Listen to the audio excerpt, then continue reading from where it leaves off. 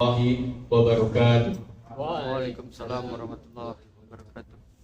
Wa bihi nasta'inu ala umuri dunya wa din wa ala alihi wa sahbihi ajma'in. Asyhadu an la ilaha illallah wa anna Muhammadar Rasulullah. Rabbi shrah sadri wa yassir li amri wahlul 'uqdatam min lisani yafqahu qawli. Amma ba'du. Pertama-tama mari kita panjatkan puji serta syukur kehadirat Allah Subhanahu wa taala yang dimana masih memberikan izin kepada kita, masih diberikan nikmat iman, masih diberikan kesempatan untuk hidup, dan alhamdulillah masih diberikan kesempatan untuk mengikuti majelis ilmu yang insya Allah dimana majelis ilmu itu insya Allah banyak malaikat yang mendoakan untuk para pencari ilmu. Salawat serta salam tidak lupa kita curahkan kepada Nabi besar kita, Nabi Muhammad SAW, seorang ayah, seorang pemimpin, dan seorang panutan bagi kita umatnya. Tidak lupa juga kita panjatkan kepada keluarganya, para sahabatnya, para tabi'in hingga sampai kepada kita umat akhir zaman. Alhamdulillah kita berjumpa lagi di Jumat, di mana insya Allah kajian rutin akan kami fasilitasi dari pihak DKM Al-Ukhuwah. Alhamdulillah tema untuk hari ini yaitu bahayanya harta haram. Semoga dengan kita menyimak ini banyak ilmu yang bermanfaat, banyak ilmu untuk kita semua, dan insya Allah menjadi barokah. Untuk mengefektifkan waktu, insya Allah Ustadz Gugum sudah hadir bersama kita. Tempat dan waktu kami persilahkan. Tafadhol Ustadz.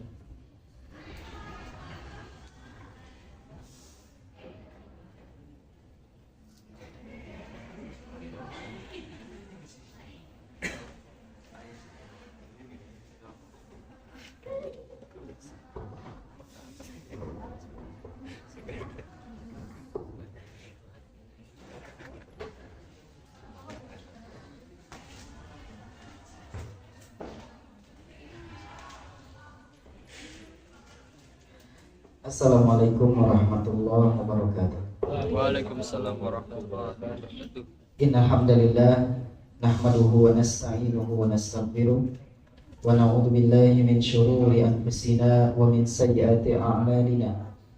May yahdihillahu fala mudilla lahu wa may yudlilhu falan tajida lahu waliyyan mursyida. Asyhadu an la ilaha illallah wa anna Muhammadan abduhu wa rasuluh alladzi la nabiyya ba'da. Amma ba'du. Faqala Rasulullah sallallahu alaihi wasallam fi hadithihi man salaka tariqan yaltamisu fihi ilman sahalallahu lahu bihi tariqan ilal jannah. Alhamdulillah, bersyukur kepada Allah Jalla wa Ala atas kudrah dan iradahnya, atas kuasa dan kehendak Allah kita dipertemukan dalam suasana yang indah, yakni suasana majlisul ilm atau hilakut dzikr, sebuah riungan yang insya Allah mengundang rahmat Allah, mengundang doa dari para malaikat, wa dzakarohumullahu fiman indah, dan Allah menyebut-nyebut orang-orang yang hadir di majelis ilmu di hadapan para malaikat. Maka mudah-mudahan Allah bimbing niat kita, Allah catat sebagai amalan sholihan makbulan, walaupun suasananya memang suasana di penghujung kegiatan setelah bekerja, atau memang ada yang baru memulai pekerjaan shift malam barangkali. Tapi mudah-mudahan Allah berikan suasana hati yang lapang dan riang gembira. Karena hadirin majelis ilmu itu harus gembira dan bersemangat. Sebagaimana Rasulullah Shallallahu Alaihi Wasallam bersabda, "Idza marartum bi riyadil jannah." Apabila kamu melewati taman-taman surga, farta'u, maka bersenang-senang, bergembira. Maka walaupun situasinya lelah, mudah-mudahan tetap lillah. Walaupun keadaan tenaganya tenaga sisa, mudah-mudahan tetap optimal. Jadi boleh silahkan minum barang tua ngaleut halal. Dan pastikan yang dimakan dan minum halal sesuai dengan tema kita, hindari yang haram. Karena ini sajiannya oleh panitia, mudah-mudahan dana panitia dana halal. Amin ya Allah rabbal alamin. Sebuah kebahagiaan Allah takdirkan Anda bisa bermuajahah dengan para ayah dan bunda, para bapak-bapak dan ibu-ibu. Kita biasa dikutab ayah bunda jadinya, masya Allah, barakallahu fikum. Tapi ini memang ayah bunda semua kan? Ini bunda semua kan? Oh, onti, ya, lucu ya. Barakallahu fikum. Ya, ini para ayah semua, ayah muda kan? Jangan bilang jomblo bisa pilih lah ya tuh. Ini tim IT. Jomblo bisa pilih lah, no? Jomblo bisa pilih lah tuh. Tadi kan lo OTW. Nah, barakallahu fikum. Setiap perjumpaan tidak lepas dari ketetapan Allah. Bahkan 50.000 tahun sebelum langit dan bumi diciptakan, Allah sudah menetapkan perjumpaan ini. Maka jika memang di antara bapak dan ibu belum mengenal saya, maka perkenalkan, nama anak Gugum Gumilar atau Gugum Abu Zahidah, kadang disebut Gugum Abu Fatih atau Gugum Abu Fatan, karena anaknya 7, jadi 7-7-nya boleh disebutkan. Barakallahu fikum. Mudah-mudahan ada sedikit faidah yang bisa kita bahas hari ini sesuai dengan tema. Ya, maka ayo kita niatkan, ikhlaskan Allah Taala. Semoga ada kebaikan di perjumpaan ini. Berangkat dari hadis Nabi Shallallahu Alaihi Wasallam yang akan menjadi pembahasan kita adalah hadis sahih. Rasulullah Shallallahu Alaihi Wasallam bersabda, "La tazulu qadamai abdi," tidak akan melangkahkan kedua kaki anak Adam hatta yus'ala, sehingga dia akan ditanya oleh Allah. Yang pertama, an umrihi, mengenai umurnya. Fi ma'afna, digunakan apa umurnya habis hidup di muka bumi ini. Wa an malihi, akan ditanya mengenai harta. Min aina iktasabahu wa fima anfaqahu, dari mana harta itu diraih. Wa fima anfaqahu, dan digunakan untuk apa harta yang diraih tersebut. Wa an ilmihi, mengenai ilmunya. Selama ini kita rajin hadir bermajelis ilmu, mencatat ayat, mencatat hadis, apakah sudah diamalkan atau tidak? Fima fa'ala, untuk digunakan apa ilmu itu setelah dimiliki. Wa an jismihi, dan mengenai jasad yang menjadi amanah Allah ini. Fima ablah, digunakan untuk apa jasad ini, fisik ini, sampai jasad ini kelak hancur. Jamaah muslimin rahimani rahimakumullah, yang akan kita jadikan pusat perhatian pembahasan kita adalah wa'an malihi, mengenai harta. Ternyata harta yang Allah berikan kepada kita itu kelak akan ditanya dua hal. Min aina iktasabahu wa fima anfaqahu, dari mana harta itu diraih, dan ketika harta itu diraih dengan cara yang baik, digunakan untuk apa. Maka orang beriman akan senantiasa menerima amanah tersebut sesuai dengan keinginan kehendak Zat yang memberikan rizki, Zat yang memberikan mengamanahi harta. Sehingga dalam muamalah sehari-hari, dalam upaya kasbun, dalam maisha, mencari penghidupan, bekerja, berwirausaha, maka pastikan dipertanggungjawabkan kehalalannya. Bahkan Allah Subhanahu wa taala berfirman, beda khitab ketika yang Allah seru manusia secara umum dengan khitab objek, maksudnya dengan khitab orang beriman. Maka perbedaan lafaz yang Allah sampaikan di surah Al-Baqarah ayat 168 dengan 172 agar orang-orang beriman memperhatikan unsur-unsur halal saja, makanan-makanan halal saja, rizki yang halal saja. Ketika Allah Subhanahu wa taala di ayat 168 berfirman, ya ayyuhan nas, hitobnya umum, wahai manusia, kulu mimma fil ardi, maka makanlah kalian di muka bumi ini halalan thayyiban, yang halal dan baik. Dua sifat Allah Subhanahu wa taala sebutkan untuk mengingatkan manusia secara umum, halalan thayyiban. Tapi di ayat berikutnya, ketika khitab itu lebih dispesifikasikan, dikerucutkan menjadi orang-orang beriman saja, ya ayyuhalladzina amanu kulu min thayyibati ma razaqnakum halalan thayyiban. Halalan, ya, kulu minat thayyibati halalan. Jadi ketika di ayat berikutnya, ya, halalannya tidak disebutkan, tapi langsung kulu minat thayyibat, maka makanlah yang baik-baik. Unsur halalnya tidak disebutkan seperti di ayat 168. Maka ini membuktikan para ulama tafsir, maka orang beriman itu sudah tahu pemahaman halal haram di dalam kehidupannya. Sehingga jangan sampai kita tidak mengetahui mana harta halal dan mana yang haram.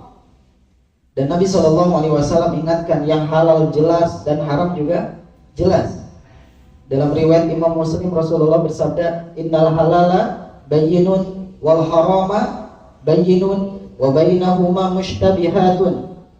Yang halal jelas, yang haram juga jelas, dan di antara keduanya ada yang syubhat. Faman ittaqa syubhat faqad istabra'a li dinihi wa irdihi. Adapun dalam perkara syubhat, barang siapa yang menjauhinya, maka dia telah membersihkan agamanya. Maka orang beriman ini harus tahu ilmu, mana perkara yang halal, mana perkara yang haram. Seandainya dia tidak belajar pengantar dari Allah dan Rasul tentang panduan hidup, mana halal, mana haram, mana rizki yang halal dan rizki yang haram, maka dipastikan kita terjebak dalam urusan yang haram. Bahkan Umar bin Khattab juga pernah mengingatkan para pedagang, la yattajir fi suqina illa man faqiha fiddin. Jangan berani-berani jualan di pasar kami sebelum dia memahami fikih muamalah. Makanya belajar fikih muamalah yang benar dengan Ustaz Saiful Rahman, semoga Allah menjaganya. Apa tujuannya? Agar kita tahu bagaimana cara bermuamalah yang baik sesuai ilmu, tidak terjerat harta haram, tidak terjerat unsur-unsur ribawi, karena dosanya tidak main-main. Nanti kita akan bahas hadis-hadis dampak buruk dari kita mengambil harta haram.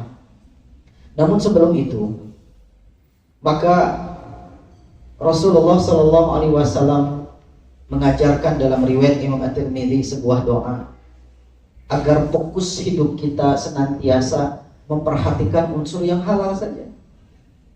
Ada yang tahu doanya apa? Meminta kepada Allah yang halal saja, dijauhkan dari yang haram, dan meminta agar dicukupkan rezekinya dan tidak bergantung kepada selain Allah. Ada yang tahu doanya? Silakan dijawab karena bukan Jumatan. Apa jawabannya? Salah tidak ada hukuman, benar tidak ada giveaway. Allahumma kfini bihalalika an haramika wa aghnini. Jangan pura-pura tawadhu, silakan dijawab saja, tidak berdosa. Wa aghnini, jangan-jangan tarangan doa gitu ya. Wa aghnini bi fadlika amman siwa. Ini doa sahih dicontohkan oleh Nabi agar hidup kita fokus kepada yang halal saja, meminta kepada Allah rezeki yang halal dan dijauhkan dari kecondongan melirik yang haram. Karena bisa jadi karena rapuhnya kondisi iman dan minimnya pemahaman ilmu, yang haram kita pahami, kita paksa ambil yang haram karena alasan terdesak ekonomi, kemudian ambil handphone, kemudian download salah satu aplikasi inisialnya Shopee, ya, kemudian kita pinjam Shopee Pay Later. Bagaimana hukumnya?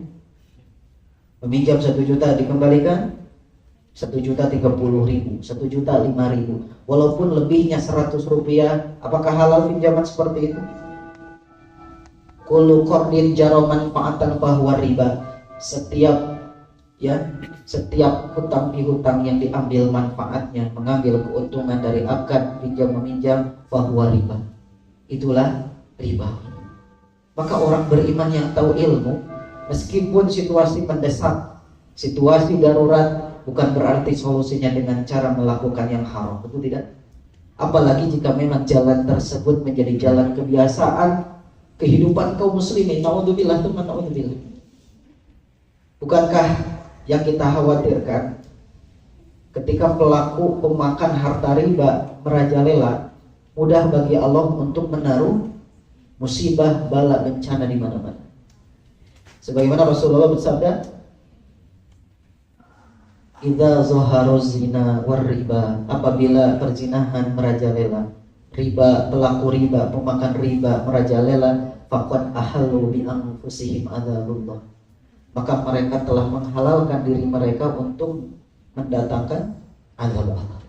Ini yang harus kita perhatikan, bahwa melirik harta yang haram itu konsekuensinya serius, tidak hanya di akhirat, di dunia pun oleh Allah segerakan.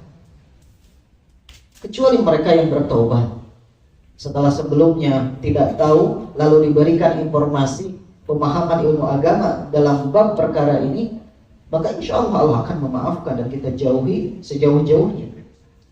Namun bagi mereka yang tidak memahami fikih muamalah yang benar, urusan harta halal, harta haram dengan benar, maka dipastikan karena ketidaktahuan atau memang karena hawa nafsu, kita menjerumuskan diri dalam harta yang haram. Makanya Nabi ajarkan sebuah doa sahih, Allahumma kfina, ya Allah cukupkan kami bihalalika, dengan yang halal-halal saja, an haramika, dan jauhkan dari yang haram, wa agnina, dan cukupkanlah kami bifadlika, dengan karuniamu, amman siwaka, dari bergantung kepada selain. Jangan bergantung ke makhluk, maka kita hanya meminta kepada Allah Ar-Razzaq dzul quwwatil matin, dan yang maha menjamin rezeki kita semua. Maka ketika kita mengilmui diri, insya Allah kita akan tahu mana halal, mana haram. Pertanyaannya, banyak yang halal, banyak yang haram dalam urusan materi, dalam urusan rezeki. Banyak yang halal, karena yang haram itu sedikit, betul tidak? Yang haram itu sedikit. Makanan yang halal lebih banyak daripada makanan yang haram. Maka liriklah dalam perkara yang halal saja, hindari yang haram, ya, karena konsekuensi yang akan kita terima sangat fatal, bukan hal yang enteng. Dan ini kaitannya dengan kualitas agama kita. Semakin kokoh iman kita, semakin bagus agama kita, maka Allah akan bimbing kita hanya melirik kepada yang halal-halal saja dan dijauhkan dari yang haram. 14 abad yang lalu Nabi sudah mewanti-wanti akan ada di kalangan umat Nabi yang memang dalam mencari harta, mencari rezeki itu sudah tidak peduli lagi mana halal mana haram. Yang penting terpenuhi urusan perut. Dengan tegas Nabi SAW bersabda, la ya'tiyanna 'alan nasi. Dalam bahasa Arab diawali dengan lamun taukid, sebuah penekanan yang tidak boleh diingkari, tidak boleh kita ragukan. La ya'tiyanna 'alan nas, akan datang kepada manusia zaman, sebuah keadaan, sebuah kondisi. La yubalil mar'u bima akhadal ma, dia tidak peduli lagi dalam urusan meraih harta. Amin halal, amin haram. Mau halal, mau haram dia emban. Sampai ada pernyataan dari orang-orang yang keliru untuk mencari rezeki di zaman ini. Jangankan yang halal, yang haram juga susah. Pernah dengar istilah itu? Seperti benar tapi ngaco. Dan emang ngaco. Itu sebuah statement dari orang-orang yang berputus asa dari rahmat Allah. Sekalipun situasi pelik, situasi sulit, itu adalah ujian. Adapun solusi tetap datang dari Allah. Inna ma'al usri yusron. Dari satu kesulitan, maka mudah bagi Allah untuk menghadirkan pintu-pintu kemudahan. Dalam urusan mencari rezeki, maisha, itu perlu tauhid. Wanita-wanita di zaman salafus soleh, wanita-wanita soleh di zaman dahulu selalu mengingatkan kepada suaminya, hendaklah engkau memberikan harta kepada kami dari yang halal. Walaupun sedikit kami bersyukur, tapi jika kamu membawa rezeki yang haram, maka kami tidak sanggup menahan panasnya api neraka. Jadi seorang istri itu menasehati suaminya, memberikan pesan indah, berangkat kerja, ya hanya fokus kepada yang halal saja. Jangan melirik dengan kemampuan markup laporan keuangan yang handal. Orang mungkin tidak mampu mengecek bagaimana rapihnya kita menaikkan laporan keuangan markup dari pembelian ini, pembelian itu misalkan, atau menerima riswah, menerima suap.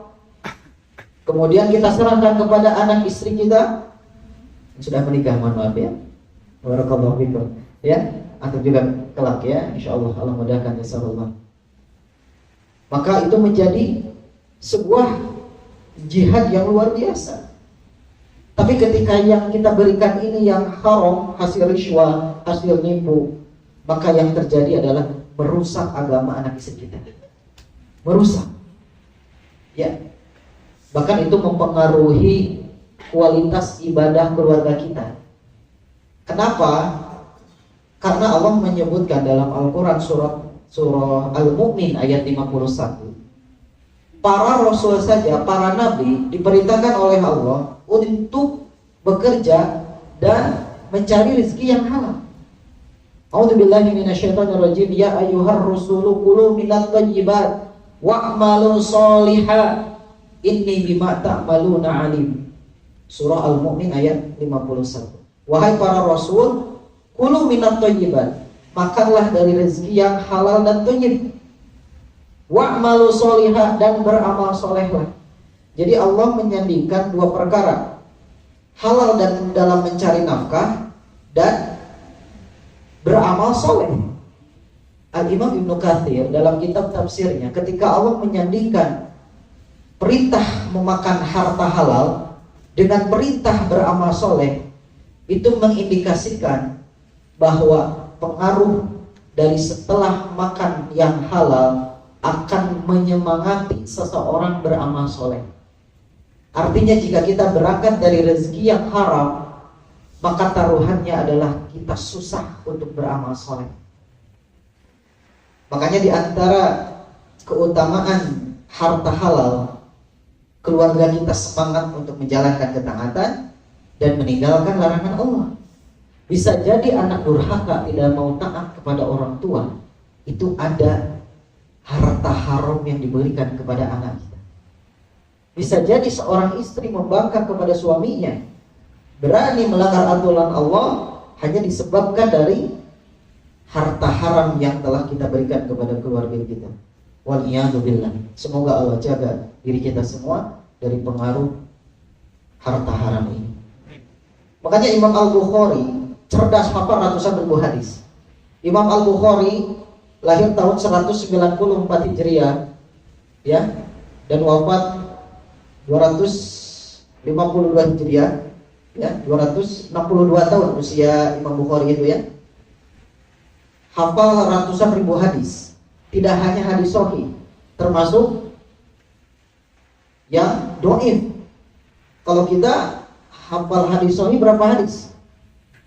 Yang dhaif, karena hadis itu tidak semua bisa diterima makbul. Ada makbul, ada mardud. Yang makbul ada 4 kategori. Ada sahih li dzati, ada sahih li ghairi. Yang kedua hasan li dzati, ada hasan li ghairi.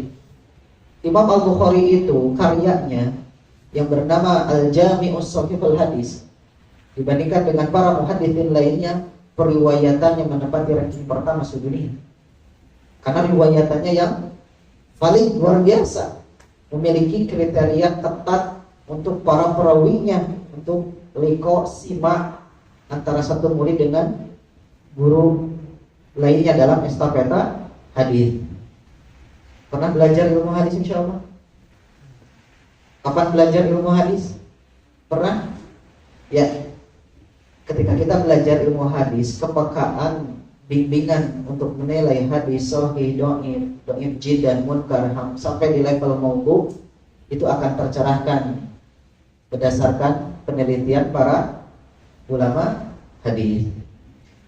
Ketika orang tua Imam Bukhari ditanya, apa rahasia engkau memiliki anak yang begitu hafal ratusan ribu hadis, cerdas? Ternyata jawaban dari orang tua Imam Bukhari, sepanjang kami memberikan nafkah, kami tidak pernah memberikan harta haram kepada Imam Bukhari. Jadi kecerdasan itu bisa berangkat dari harta halal yang diberikan oleh orang tua kepada anak kita. Sehingga persoalannya kompleks sekali. Kenapa kita harus fokus kepada harta halal dan menghindari harta yang haram? Dan kita berdoa kepada Allah agar berlindung termasuk golongan yang la yubalil mar'u bima akhadal ma. Kalau mentalitas kita sudah tidak peduli lagi mana halal dan mana haram atas harta yang kita dapatkan, maka itulah kategori abdud dunia. Apa namanya? Hamba dunia, pecinta dunia, hubbud dunia wa karahiyatul maut, yang oleh Rasulullah disebutkan penyakit wahan. Ya, dalam hadis yang lengkap, kondisi umat Nabi di akhir zaman itu banyak tetapi tidak punya kekuatan. Salah satu sebabnya mereka banyak tapi seperti buih di lautan, tapi tidak punya kekuatan. Bahkan musuh-musuh Islam pun tidak takut kepada kita. Di antara penyebabnya adalah mereka terkenai penyakit wahnun. Wahn yakni hubbud dunia wa karahiyatul maut, terlalu cinta dengan dunia dan takut dengan kematian, tidak mau berjuang, mengorbankan diri, mengorbankan harta untuk agamanya. Maka ketika mentalitas kita sudah tidak peduli ini halal, ini haram, maka yang terjadi kita termasuk abdud dunia. Ciri abdud dunia yang sederhana bagaimana Pak? Ketika hak Allah itu datang, perintah untuk taat, dia masih fokus dengan urusan dunianya. Ini yang kita khawatirkan. Ini barangkali tujuan dari kegiatan spiritual company, mengingatkan satu sama lain. Ketika perintah Allah itu sudah datang, adzan zuhur berkumandang, semua bersiap-siap. Ketika adzan asar berkumandang, tinggalkan sejumlah aktivitas kerja. Ketika adzan subuh berkumandang, tidak menyalahkan karena kinerja di waktu siang, karena capek, tos damel, sholat subuh kaberangan, padahal tidurnya pada isya, agar subuh kaberangan. Maka ini perlu hidayah dan taufik dari Allah Subhanahu wa taala. Kita minta kepada Allah agar urusan dunia tidak membuat kita lalai. Makanya Allah menyebutkan kebaikan mereka yang sibuk dengan urusan dunia, dengan dagang, bisnis, tetapi mereka la tulhihim tijaratun wala bai'un an dzikrillah. Dalam surah An-Nur, rijalul la tulhihim tijaratun wala bai'un an dzikrillah. Mereka laki-laki yang tidak terlalaikan dengan urusan jual beli dan dagang, an dzikrillah, dari mengingat Allah. Wa iqamis shalah, mereka tetap mendirikan sholat, wa ita'iz zakat. Nah, mental orang seperti ini diabadikan dalam Al-Quran, itulah yang terbaik. Faktanya kebanyakan di antara kita kalau sudah sibuk dengan urusan dunia, rasanya berat untuk sekedar skip sebentar, untuk sholat 5-10 menit, lalu kita kembali melanjutkan urusan dunia kita. Ini perlu iman, perlu ilmu. Maka ketika kita terlena, tidak mau tahu dengan urusan harta halal dan harta haram, kita termasuk abdu dunia. Celakanya mereka diancam oleh Rasulullah SAW, diancam oleh Allah Subhanahu Wa Taala melalui sabda Nabi SAW, Ta'isa abdu dinar, celakalah hamba uang. Dinar itu uang apa? Uang emas. Wal dirham, dan uang perak. Wal khotifah, dan hamba khotifah itu kain beludru. In mu'tiya radiya wa illam yu'ta lam yarda. Apabila dia diberi dunia, dia ridho, dan jika dia tidak diberi oleh Allah, dia tidak ridho. Jadi ketika harta bertambah, dia ridho. Harta berkurang, dia tidak ridho kepada Allah. Maka orang yang qanaah, orang yang ridho dengan ketetapan Allah, dengan pembagian rezeki yang Allah berikan, ketika Allah berikan lebih, dia bersyukur. Dan ketika hartanya dikurangi, bisnisnya menurun, dia tidak menuduh Allah yang tidak-tidak. Dia menerima, karena bagi Allah mudah untuk menaikkan, menurunkan. Wa tilkal ayyamu nudawiluha bainan nas. Allah itu mempergilirkan urusan dunia kita kan. Satu waktu kita maju profitnya, satu waktu menurun atau stagnan dan seterusnya. Mudah bagi Allah untuk mengatur itu. Kemudian kita akan masuk ancaman-ancaman bagi mereka yang mau mengambil harta haram. Yang pertama, ketika kita terjerumus dalam harta yang haram, adalah itu bentuk kedurhakaan kepada Allah. Ketika kita melirik yang haram, menikmati yang haram, ya, maka kita telah melakukan kedurhakaan di hadapan Allah. Ketika Allah berfirman di ayat yang tadi, Al-Baqarah 168, ya ayyuhan nas kulu mimma fil ardi halalan thayyiban wa la tattabi'u khutuwati syaitan. Wahai manusia, makanlah dari yang halal dan jauhi yang haram. Ya, makanlah dari yang halal, jauhi yang haram, dan yang thayyib, yang baik untuk kesehatan tubuh. Ya, wala tattabi'u khutuwati syaitan. Dan jangan ikuti langkah-langkah syaitan. Berarti mereka yang mengambil harta haram, mereka telah mengikuti langkah syaitan. Itu yang harus kita waspadai bersama. Yang kedua, akibat dari harta haram, terhalangnya dari meraih ilmu. Bisa dibuka dalam kitab Da'wa wa Dawa karya Al-Imam Ibnu Qayyim Al-Jauziyah rahimahullah, dampak dari dosa. Karena termasuk dosa kita memakan harta yang haram adalah terhalangnya ilmu. Ketika tubuh kita banyak dari yang haram, makan harta yang haram, makan makanan yang haram, baik secara zat maupun cara memperolehnya, maka bisa jadi kita terhalang untuk menerima ilmu agama, tidak mampu menerima keberkahan ilmu manfaat.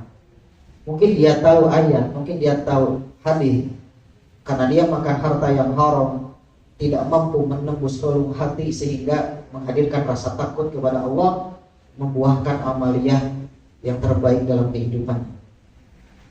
Ada sebuah percakapan indah antara guru dan murid, antara Imam Malik rahimahullah dengan Imam Asy-Syafi'i. Imam Asy-Syafi'i itu cerdas, membacakan ilmu di hadapan gurunya Imam Malik membuat kagum. Sampai Imam Malik mengatakan kepada Imam Syafi'i, sungguh aku telah melihat bahwa Allah telah menurunkan cahaya kepada hatimu, yakni ilmu. Maka janganlah engkau memadamkan cahaya Allah ini dengan bermaksiat. Kemudian Imam Syafi'i juga mengeluhkan gurunya hafalan kepada gurunya siapa? Imam Waqi' rahimahullah. Maka nasihat dari guru kepada murid, ya, bahwa ilmu Allah itu ya cahaya, dan cahaya Allah itu tidak berlaku untuk pelaku maksiat. Mohon maaf, ini muhasabah kita, termasuk saya dan semuanya.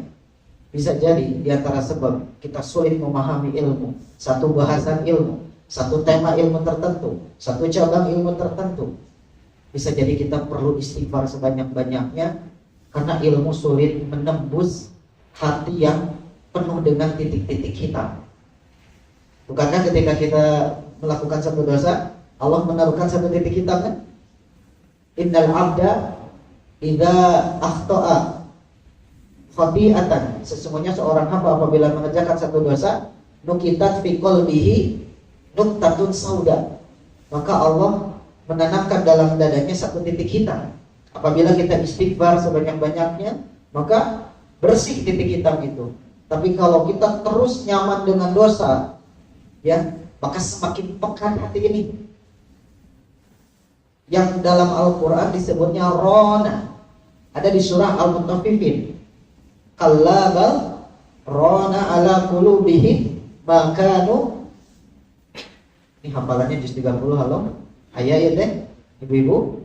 Kalla bal rana ala qulubihim ma kanu yaksibun. Ini harus ada kelas tahfiz juz 30 dengan hadiah umroh bagi yang lulus. Kiraku juz 30. Batur mah tantangannya 30 juz untuk di sini khususnya juz 30. Sponsor Pak Daud dan teman-teman. Ya, nanti travelnya melalui saya. Barakallahu. Mudah-mudahan pembimbingnya saya, mutawibnya. Nah, iya. Jadi hati semakin pekat, kata Allah, kalla, tidak begitu. Barona ala qulubihim ma kanu yaksibun. Karena ada penutup yang menutupi hati bima kanu yaksibun, karena dosa yang dikerjakan. Karena hati pekat dengan dosa, sehingga hati sulit untuk menerima cahaya ilmu. Apa solusinya? Illa man taba wa aslaha, kecuali orang-orang yang bertaubat dan memperbaiki diri, maka mudah bagi Allah untuk memberikan hidayah dan taufik. Hidayah itu ada dua, hidayah irsyad, hidayah ilmu, dan hidayah taufik, hidayah yang mendorong kita untuk mau mengamalkan ilmu yang kita paham. Orang yang tahu riba banyak, walaupun tidak sedikit yang sudah tahu riba, tetap diamalkan riba tersebut dengan alasan kebutuhan hidup. Silakan cek. Bahkan kami pernah dimarahi keluarga karena tidak mau mengambil rumah KPR. Karena dengan anggapan bank itu memberikan, mohon maaf, kelebihan dari akad pinjaman tanda kutip bunga untuk keuntungan mereka, dan itu halal menurut beliau. Karena tidak bisa mendebatkan ini keluarga orang tua. Ya, ente mah bodoh, kontrak bertahun-tahun malah jadi imah gitu lah. Nanti bahasa Sunda insyaallah. Ya. Tapi kalau nganjung pasti beberapa tahun jadi rumah. Ya Allah, kalau seandainya mungkin saya belum tahu fikih muamalah, ya mungkin tergiur, ya. Tapi kan konsekuensi hasil belajar. Semoga Allah membimbing kita, mendidik kita, mengarahkan kepada yang halal-halal. Bukan hal yang aib kita ngontrak. Semoga Allah segera memampukan bagi mereka yang masih ngontrak. Ya, Allah hadirkan rumah dengan akad yang syar'i. Walaupun ada sebagian ustadz yang tetap kekeh bahwa riba yang kaitannya dengan usaha diperbolehkan, itu berangkat dengan surat Al-Imran. Saya menerima pendapat ulama tersebut. Ya ayyuhalladzina amanu la taqulu riba ad'afan mudha'afatan wattaqullaha la'allakum tuflihun. Yang dilarang itu adalah riba yang bertingkat-tingkat, ad'afan mudha'afan, lamun plan mengenang, dengan tujuan untuk usaha. Wallahu a'lam bishawab.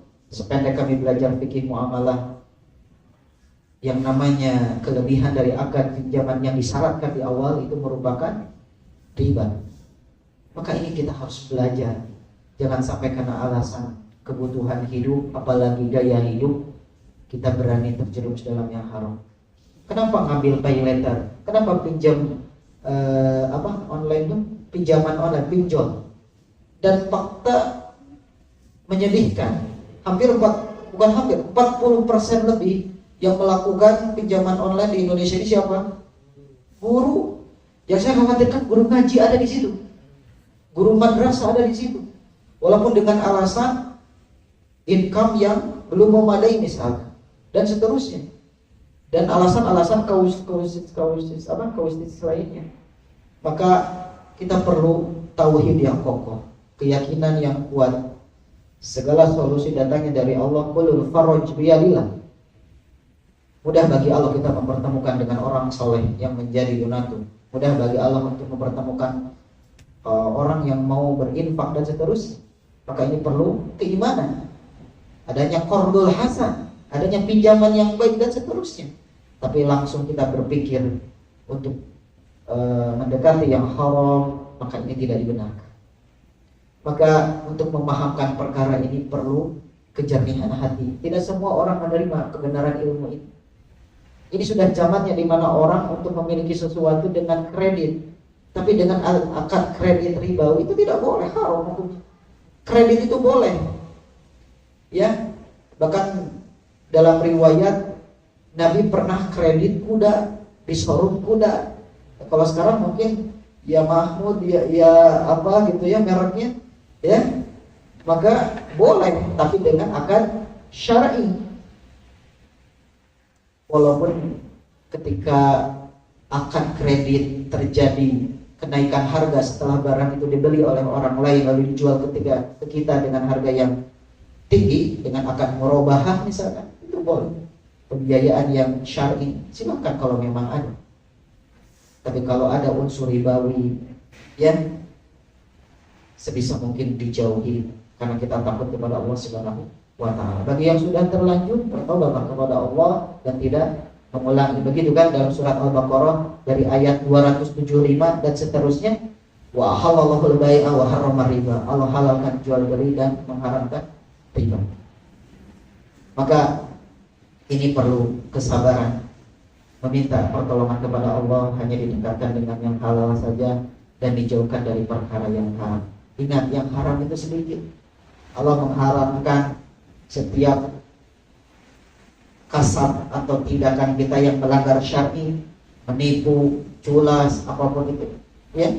Sementara yang halal itu relatif banyak. Carilah, jangan sampai melanggar syariat. Rasulullah bertanya, ayyul kasbil atyab, pekerjaan apa yang paling utama?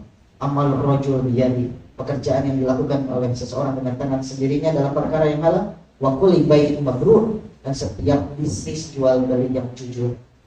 Jangan ada goror, tipu-tipu, ya, dan seterusnya. Maka silakan baca beberapa referensi yang kaitannya dengan harta haram. Bisa dibaca buku Harta Haram karya Dr. Erwandi MA misalkan, dan lain-lainnya. Banyak sumber-sumber supaya kita tahu dalam perkara fikih muamalah. Dan alhamdulillah di kelas ini ada Ustadz Saifur Rahmat yang secara kurikulum nanti membahas fikih muamalah secara detail. Itu saja barangkali gambaran yang bisa Anda sampaikan. Mudah-mudahan sedikitnya ada pencerahan, dan mohon maaf jika banyak kekurangan dan khilaf, itu murni dari kehilafan anak pribadi. Sementara kebenaran maqala Allah wa maqala Rasul, itulah ada ilmu yang harus kita terima. Barangkali ada yang mau didiskusikan untuk tema ini atau di luar tempat ini.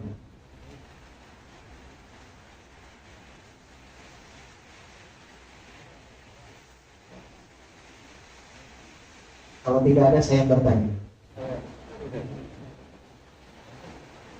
Ya. Ada hadiah? Hadiahnya itu? Ibu-ibu ada pertanyaan? Bu, masih ada ibu? So, biasanya ibu-ibu yang paling aktif bertanya. Kalau tidak bertanya, ibu-ibu biasanya menjawab, membantah dan tidak setuju. Biasanya ibu-ibu. Silakan Bu. Ada pertanyaan Bu? Ayatul soal. Ayo, question and answer sekarang. Kalau bisa kita jawab, kalau tidak dibayarkan. Sok Bu, radanya ketat Bu. Pada setengah bukan. Saya miknya. Balas. Diizinkan, mesti diizinkan dari tadi Bu, mangga.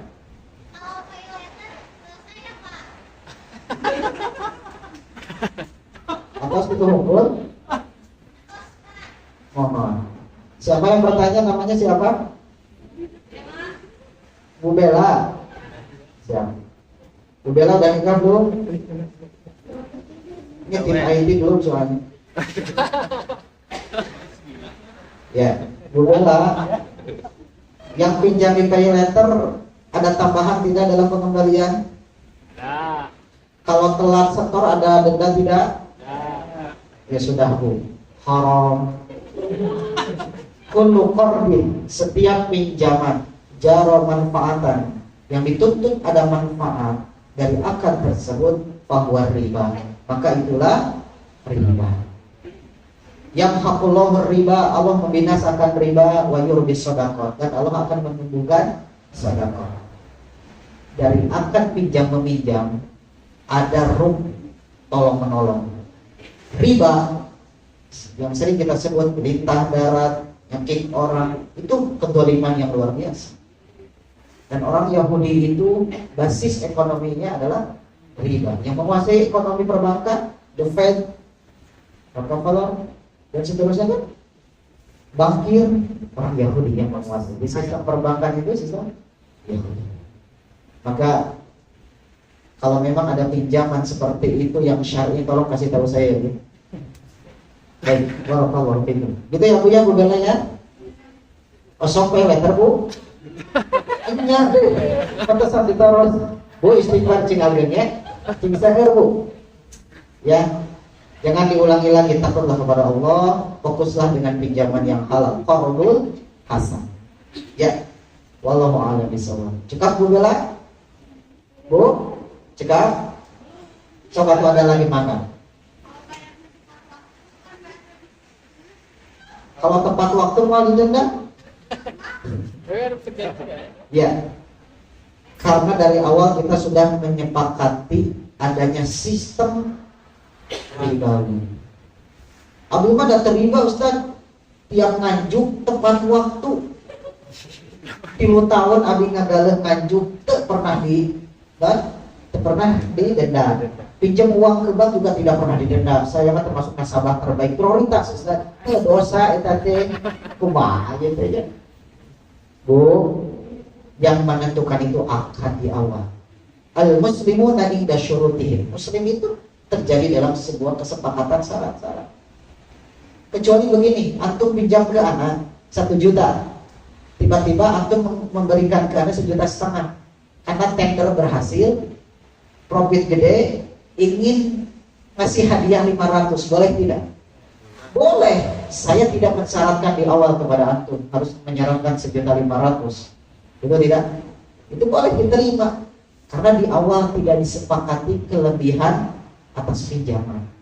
Bisa dipahami insyaallah? Yang membedakan akad halal haram itu begitu, dari akadnya. Makanya mohon maaf, yang dilaknat oleh Allah dalam urusan riba tidak hanya pemakan, yang memberikannya juga dilaknat, saksinya dilaknat, pencatatnya juga dilaknat. Kecuali mereka yang bertobat kepada Allah, Allah maafkan, selesai. Masalahnya ada di antara kita yang diberitahu nggak mau tahu.